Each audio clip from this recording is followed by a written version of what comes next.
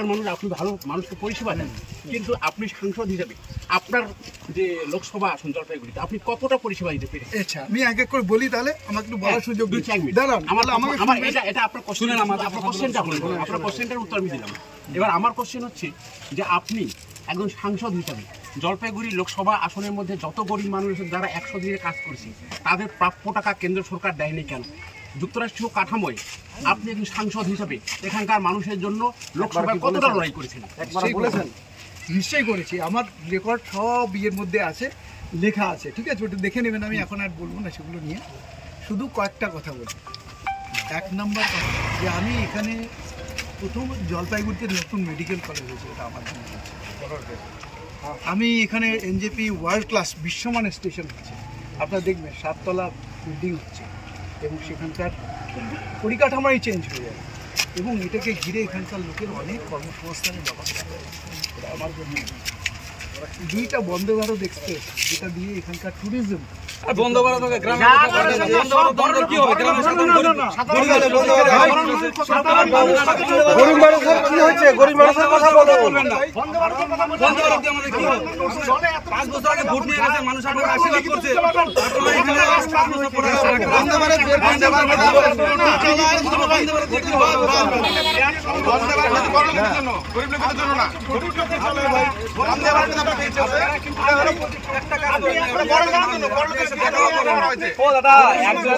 ভালো হয়, এত বললে কি করে বুঝবো আমরা? আপনাদের সঙ্গে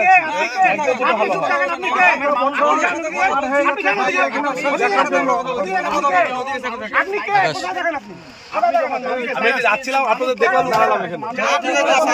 ভালো করছেন, দাঁড়ান দাঁড়ান।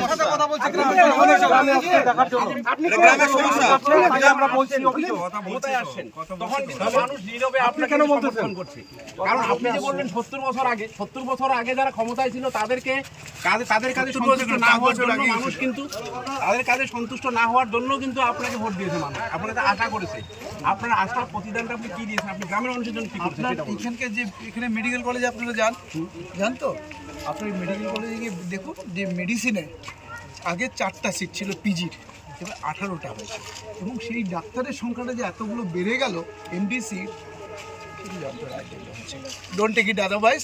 এটা এখানকার মানুষ কিন্তু প্রত্যেকেই মেডিকেল কলেজ। আপনি হচ্ছে মানুষের ডাক্তার, মানুষের ডাক্তারি পরিষেবাটা আপনার ঠিক আছে। আপনার এই যেটা আপনি যার মধ্যে আছেন না, পলিটিক্সের মধ্যে, সেই হিসাবে আপনি কিঞ্চিত পরিমাণে কাজ করেন। আমার মনে হয় জলপাইগুড়ি ডিস্ট্রিক্টে আর আমাদের প্রজাদের কথা তো বাদ, ভোট নিয়ে যাওয়ার পরে এই প্রথম আপনি সাধারণ মানুষের সাথে মিশবেন তো, যোগাযোগ করবেন তো, কি সুবিধা অসুবিধা আছে না? আপনার এমএলএ তো কোনো দিন অপরাধ নেই, সাধারণ মানুষকে 7টা মানুষকে এখানের মধ্যে কেস খায় বসে আছে, বিনা কারণে কেস খায় বসে আছে। গুন্ডা বাহিনী নিয়ে আমাদের কাছে আমরা একটা কথাই বলবো ওনাদেরকে, আমরা আসলে পরে যেন একদম ইলেকশন আসে, আপনি আসেন, আপনি মানুষকে কি প্রতিশ্রুতি দিতে যাবেন? আবার ইলেকশন এইটা আছে, তারপরে আরো আছে, তারপরে আরো আছে, মানুষ দেখতেই থাকে। ইলেকশন সামনে থেকে তার জন্য আসছেন নাকি?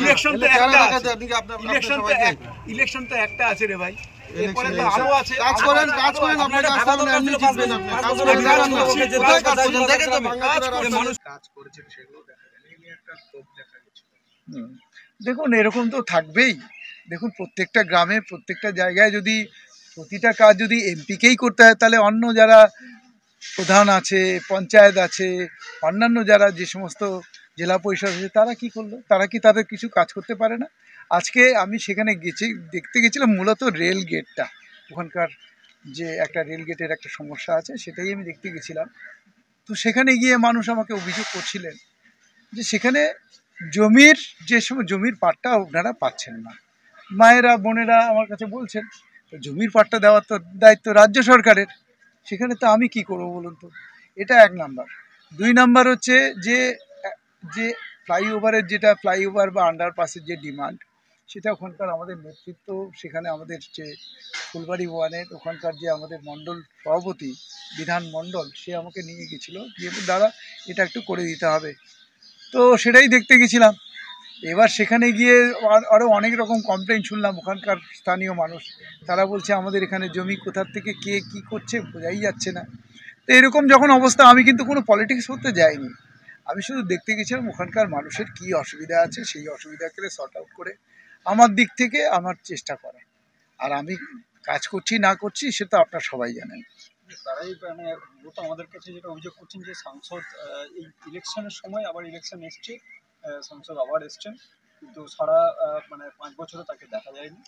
আমি একটা কথা আপনাদের বলি, আমার এনজেপিটা কত দূরে, আমার কি বাড়ি বাড়ি যাওয়া বা সব জায়গায় যাওয়া সম্ভব, এটা আপনারাই বলুন। আর আরেকটা জিনিস বলছি, আমার দিক থেকে আমি যতটা চেষ্টা করি সবার কাছে যাওয়ার, আশেপাশের গ্রামগুলোতে কতবার গেছি, তো প্রত্যেকটা গ্রাম তো কভার করা সম্ভব না, এটা তো অমানসিক ব্যাপার। তবে আমি ওখানে কাজ করিনি এই কথাটা বলতে পারবো না। মেডিকেল কলেজে আজকে মেডিসিনে 4টা থেকে 18টা এমডির সিট হয়েছে, কিসের জন্য হয়েছে? আজকে যে ওখানে ক্যান্সার হসপিটাল হচ্ছে, এটা বোধহয় অনেকে জানেন না, আমি আপনাদের বলছি, এটাকে পার্লামেন্টে কে তুলে ধরেছিল? টাটা মেডিকেল সেন্টার ইয়েতে হাব অ্যান্ড স্পোক মডেলে সারা ইন্ডিয়াতে কয়েকটা হসপিটাল হচ্ছে, তার মধ্যে নর্থ বেঙ্গলে একটা হচ্ছে। কার জন্য হয়েছে? কে তুলে ধরেছে? এটা পার্লামেন্টে কে তুলেছে? আর ইয়েতে ভাইস প্রেসিডেন্ট অফ ইন্ডিয়ার কাছে কে রিপ্রেজেন্ট করেছে? আমি করেছি কয়েকজন টিমের মধ্যে, আমাদের স্ট্যান্ডিং কমিটির মধ্যে। ইয়েস, তার মধ্যে কংগ্রেস ছিল, সিপিএম ছিল, বিজেপি ছিল, এরা সবাই ছিল, এবং তার মধ্যে আমি বিজেপি থেকে আমি ছিলাম, আমি এবং আরও একজন ছিলেন। তো এই যে কাজটা, এত বড় কাজটা একটা হলো, আমি নিজে বলতে চাইনি যেহেতু আমার সংসদীয় ক্ষেত্র না, কিন্তু এই নর্থ বেঙ্গলের জন্য যে ক্যান্সার চিকিৎসার জন্য প্রত্যেক দিন বাইরে যেতে হয়, আমাদের এখানে ভালো ব্যবস্থা নেই কেন? তাহলে আমাকে কেন বারবার ওখানে সরব হতে হয়? আমার রেকর্ড ওখানে আমাদের, এমনকি আপনাদের অবগতির জন্য জানাই যে সেখানে জয়রাম রমেশ তিনি একজন কংগ্রেসের লিডার, তাকে জিজ্ঞাসা করুন জয়ন্ত রায় সেখানকার জন্য, এখানকার মানুষের জন্য কি ফাইট করেছেন। উনি নিজেই আমাকে স্ট্যান্ডিং কমিটির মিটিংয়ে আমাকে বলতেন এই যে উত্তরবঙ্গ এসছে, কারণ উত্তরবঙ্গের মানুষ বঞ্চিত। আপনার জিজ্ঞাসা করে দেখতে, আমি একদম এখান থেকে দাঁড়িয়ে বোল্ডলি বলছি, আপনার জয়রাম রমেশ কংগ্রেসের লিডার, উনি আমাদের বিরোধী লিডার, তার কাছে গিয়ে বলুন জয়ন্ত রায় এটা তুলেছে কি তুলে নেই।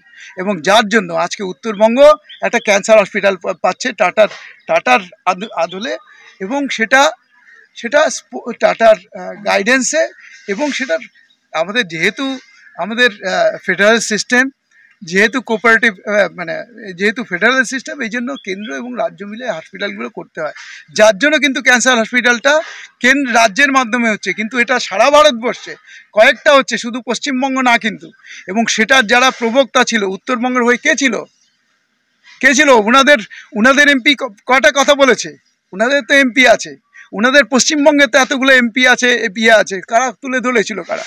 জয়ন্ত রায় এই জিনিসটা তুলে ধরেছে, নিজের কথা বলতে নেই, কিন্তু আপনারা জেনে রাখুন, সেই ক্যান্সারের যে হসপিটালটা শুরু হয়েছে, মমতা ব্যানার্জি মুখ্যমন্ত্রী হিসেবে তার দায়িত্ব আছে সেটাকে ইমপ্লিমেন্ট করার, সেই ইমপ্লিমেন্ট তিনি করছেন, কিন্তু এটাকে তুলে ধরছে কে, এখানে নিয়ে আসছে কে, সেটা আপনার পেপার আছে, ডকুমেন্ট আছে, আপনার লোকসভা থেকে বের করে নিন।